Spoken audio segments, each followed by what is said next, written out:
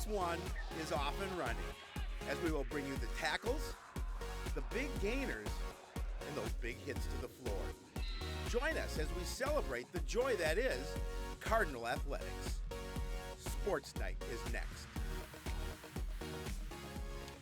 Hello, everyone. Welcome to Sportsnight. I'm Joe Young. And I'm Howie Shapiro. You know, as a lot of people know, I am the CTN meteorologist, so part of my job is to plan out a couple of weeks in advance, see what the weather's going to be like. We're supposed to have some snow on Friday for football, which will be very interesting. Real of course, football weather. Tomorrow we're going to have beautiful weather for our soccer, and then next week it's going to be beautiful again. It's only in Minnesota when you get this kind of weather in a week and a half. Well, we don't have too much to show you this week, only a couple of highlights, a lot to talk about, however, and we will kind of rush right through it, get you up to date in 15 minutes, and you can watch it again just in case you missed something.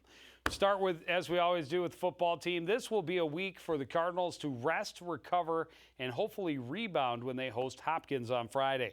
Cardinals went to Armstrong last week with the division lead on the line. Falcons handed the Cardinals their first loss in more than a month, but what's more concerning is the growing list of players sidelined by injury.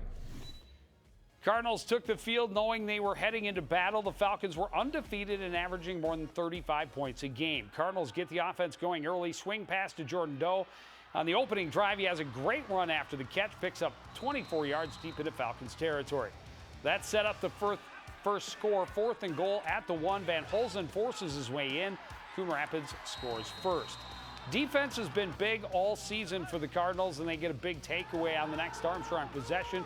Breitbach chased by Jordan Nolan, throws on the run. Joseph Tarnu, great pick on the sidelines, sets Cardinals up with the short field. They take advantage. Van Holzen on the QB option, fakes the pitch, finds a lane to the end zone from 16 yards out. His second score of the game, Cardinals flying high up 14. Can't hold this offense down all night. 3rd and long, Breitbach finds Nick Barrett near the sticks. He shakes a tackle, and he takes it off down the sideline inside the Cardinals' 30. Homecoming crowd getting something to cheer for midway through the second quarter. Breitbach airing it out to the right on 2nd and long. Jordan Lewis, great adjustment for the catch and the score. 14-7 at the half. Falcons able to carry some momentum into the third quarter. Breitbach with a big gain up the middle on their second play of the third quarter gets Armstrong into plus territory. And they just kept on pounding away on the ground. Breitbach finishes the drive with his second rushing touchdown of the night, diving for the stripe for the 8-yard score. Cardinals' 4th play of the half, Dante Barnes tracks down Van Holzen for the sack, and immediately you see Van Holzen favoring his shoulder and heading for the sidelines. He would not return. Falcons, meanwhile, were just hitting full stride. Talk about a hole. Korma goes off tackle to the right, and he takes off. Picks up 48 yards and is untouched until Tarnu tracks him down deep in Cardinal territory. Korma able to finish the drive as well. He sneaks his way up the middle from the 3. Armstrong takes their first lead. 3:37 left in the third. Cardinals trying to answer. 4th and 1 from the Armstrong 46. Jeebly buried in the backfield by a host of red jerseys. Falcons take over near midfield, and they strike quickly. 3 plays later, Breitbach on play action finds Barrett behind the defense, down the sideline, a 38-yard pass play. 3rd score of the quarter for Armstrong. They lead 28-14 going to the 4th, and they add to it with some trickery. Cam Bauman takes the pitch, then throws to a wide-open Jordan Lewis. Lewis has his second receiving score of the game. Armstrong 35 unanswered. Cardinals get one back late. David Jeebly from the 8, but that just makes it look better on paper. They lose 35-21, but as I mentioned, the big concern is the injuries. They went into this game without receivers 3 and 4 in Sonny Tao and Lucky Morange. Van Holzen goes down, so Jordan Doe has to move to quarterback, and then we lost blanking on number 3. Avant Shannon. Thank you. Yep. We lost Avant Shannon late in the game as well. So now Coon Rapids has QB number 2 and receivers 5, 6, 7, and 8. I'm going to try. That's tough to get that depth. You know, we talked about it during that game that the Cardinals were driving an opportunity to take score their 21st point and score their 3rd touchdown, unable to do so. And when we interviewed Coach Nager at the halftime, the coach for Armstrong, he said they really didn't play their game, and they certainly did. They're a throwing team, but they really ran the ball really well, especially in that second half. So they did a nice job of turning around what they wanted to do, maybe not using their strength, but kind of trying to figure out what the Cardinals were doing defensively, able to pick up big chunks of yardage. And you can see why they're rated the 5th team in the state. They're a very good football team. Take nothing away from them, but a couple of penalties by the Cardinals early in that third quarter really did some damage. Some of them questionable calls. A turnover that should have been the Cardinals, the whistle blow early. Don't know if those things would have factored in, but certainly a healthy Coon Rapids team gives this Armstrong club, I think, more than they can handle. They were controlling the action in the first half. There's no question. But take a look at what else happened around the Suburban Blue. Hopkins beat up on Park Center 35-0. That will be the Cardinals' next opponent, the Hopkins Royals. Forest Lake a 35-3 victory over Irondale, and Spring Lake Park a cross-divisional game blowing out North St. Paul 48-0. So as you look at the standings, with that win, the Falcons have clinched the division championship. They still have one more in the division to play, as do the Cardinals. Cardinals 4-1 will finish in second place. Hopkins the only one who can catch them. Hopkins right behind him, 4-2 overall, 2-2 in conference play. They lost, I believe, also to Spring Lake Park as well as Armstrong. Cardinals can seal second place by themselves with a win. Forest Lake, and there you see Irondale, and down at the bottom, Park Center. This certainly is not going to be an easy game. Hopkins is a good team. They've got a lot of good athletes, and as you mentioned, if the Cardinals aren't at full strength, they're going to have some difficulties.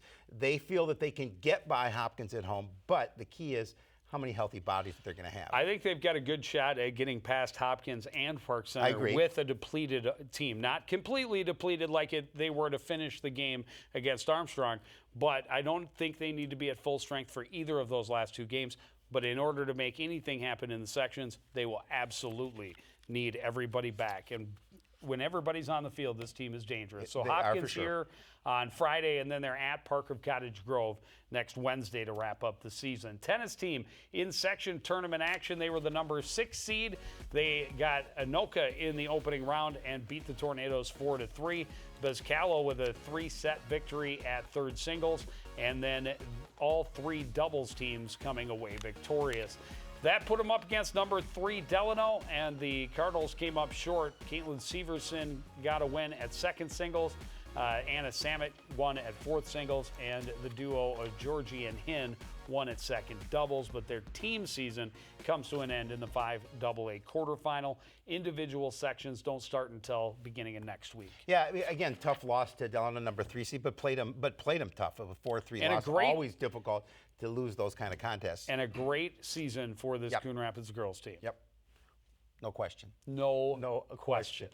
Well, the volleyball team had a very busy week, and it started with a visit from the Anoka Tornadoes on Thursday. It was the Cardinals' annual fundraiser for families battling breast cancer, and they wanted to do it with an extra special win. A struggling Anoka opponent would give them a great opportunity to do just that. Cardinals wearing special warm-ups for the Blockout Cancer event, getting everybody involved right away. Opening set, great team play, first with a beautiful save by Michaela Wilbur, and the point finishes with a great block at the net by Nicole Post. Coon Rapids, they were going to get up early and keep themselves there. Another play for Post, this time attacking right up the middle. Cardinals take the opening set 25-16. Well, they follow the same script in the second, getting themselves out front early with solid team play. This one set up Masteller from midcourt, perfectly placed in the back corner. Another well-played point late in the set. Anoka passes it over. Cardinals turn up quickly, set up Masteller for one of her team-high 12 kills in the match. Cardinals go up 2 sets with a 25-15 win. Third set, Anoka keeping it closer, but the Cardinals maintaining the lead most of the way. They handle the attack here, and Masteller with another perfectly placed ball hits the Coon Rapids point. Anoka's going to be serving. Great diving save coming up here by Peyton Shevchuk. Quickly set for Masteller. On the right side, she hammers it down. Cardinals sweep up with a 25-20 win in the third. And, you know, Joe, unfortunately you were not there, but Anoka really played them much tougher in that third set. In fact, they got up and they were playing with the lead early on. But give credit to the Cardinals because they didn't let up. They really tightened up what they needed to do and get that third set win. Yeah, nice to get a big victory on one of their final games at home court. They have a couple more still before the season completely wraps up. But then they hit the road on Friday and Saturday for the October Classic in Apple Valley. A very busy weekend. Started on Friday night with a straight sets loss to Winona. Then a 3-set match against the host from Apple Valley. They lose both, but they come back with a couple of wins. On Saturday, they beat Kings Island in 3, and then after losing the opening set to Legacy Christian, they came back to win in 3. They won the opening set against Burnsville, but lost in 3 in that one. So a very busy weekend, and they've only got a handful of matches remaining in the regular season. They're hosting Chisago on Tuesday. On Thursday, they're at Andover, and then they host St. Anthony on the 14th, next Monday. And that'll be the final game of the season. Remember, they are still collecting school supplies and used crayons for donations. So get out and support them in their last couple times at the Roger E. Carlson Fieldhouse. Swimming and diving team just one event this past week, going up against the Champlain Park Rebels. They come up short, but they put a lot of first place numbers on the board, including one that will stay on the board. Megan Schultz sets yet another pool record. This one in the 100 fly, first place, 57.83 seconds. She was also first place in the 100 backstroke. Emma Schmidt won the 200 free. Ella Hacker won both the 50 free and the 500 free. And Josie Ingvoldson was first place off the board with a 151.65. And there it is, Megan Schultz, the new record holder at Jackson Middle School pool. The time, 57.83.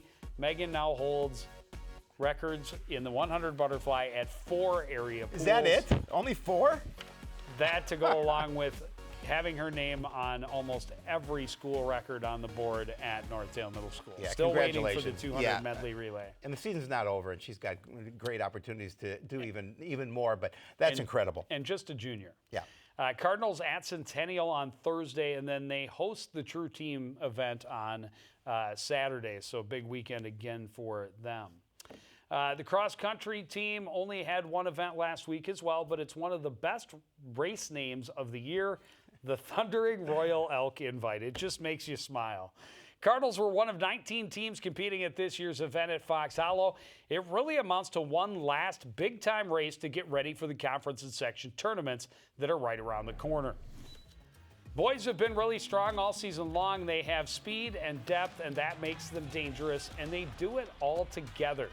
All through the course, you see groups of Cardinals running together, and that means great things for their times at the end. Noah Christensen is the Cardinals' top finisher at the Royal Thundering Elk Invite, finishing 18th. Then watch this group coming in. Mike Smith is finishing 25th, and Andre Kemboy with a great push at the end goes past that little 3-man group to finish in 26th. Reed Smith was 28th. Top 5 Cardinals are within 35 seconds of one another, and they take 4th place as a team. On the girls' side, the Cardinals are a little smaller, a little younger, and a little less experienced, but they're clearly making progress. Trying to keep pace with some top-level athletes and teams at the big event, Issa Hoagland is their top finisher, crossing the line in 41st place with a time of 21:37.3. Sarah Eichstead and Zoe Hoagland weren't far behind, taking 46th and 48th places respectively. Kayla Lowe and Rebecca Weimholt also factored into the team score.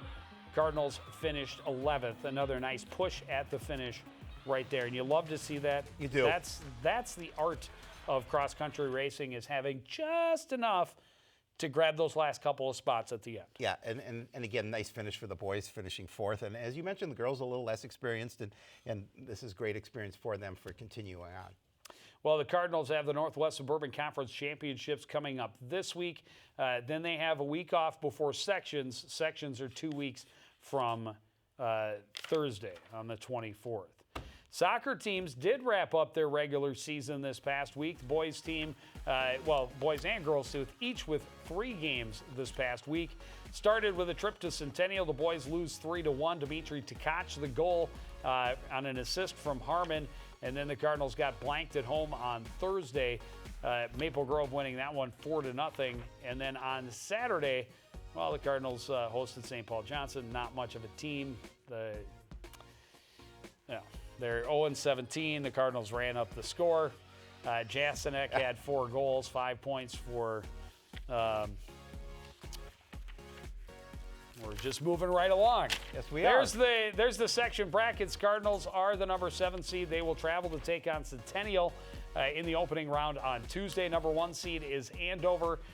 Forest Lake will host Anoka in the 4-5 match. Duluth East gets Blaine to make the long road trip up 35W for the quarterfinals. Girls team also had those same 3 games. They started with a loss to Centennial, 3-0. Maddie Hedlund made 16 saves in the loss. But then a huge win over Maple Grove on Thursday, beating the Crimson 2-1. Kepke had a goal and an assist. Peyton Taylor had the other goal. Maddie Hedlund made 15 saves for the win. And because of that, the Crimson did not win the championship. It factored in several different teams factoring in the last week of the season. Meant Champlin Park is the girls' champion. Girls also beat up on St. Paul Johnson. Tara Beza and Ruth Zanaya both had hat tricks. 5 points for Payne and a goal and 3 assists for Peyton Taylor. They are the number 4 seed, so they get a home game to start the sections. They'll host Anoka on Tuesday at 5 o'clock. And Howie? We'll be there! We cannot broadcast it live, so tune in later. We will have the replay, hoping to advance on and see what they can do, see if they can make some noise, and get past those 1-0 losses, get a couple of 1-0 wins. Well, they beat Anoka early in the season 3-1, so they played them already. They know they can beat them, and it's an opportunity for them after a couple big losses, a couple big wins back to back, to go back and carry that momentum into the section playoffs. Looking forward to it, and as you mentioned at the top of the show, it should have great weather, Beautiful weather for the soccer game on Tuesday. Then join us for the home football game on Friday. Bring your blanket. It may get a little chilly. The snow may even fall. We've got volleyball as well. Volleyball will be on the station live. Yes. We have 2 teams in action We have tomorrow. the A team over there and the B team doing the soccer. You and I will be at soccer. Yes, absolutely. And then, of course, we'll have the football game again on Friday. But that's going to do it for this edition of CTN Sports. I want to thank everybody out there for joining us and continuing to support everything we do here at CTN. For the entire crew, including Howie Shapiro, I'm Joe Young saying good night.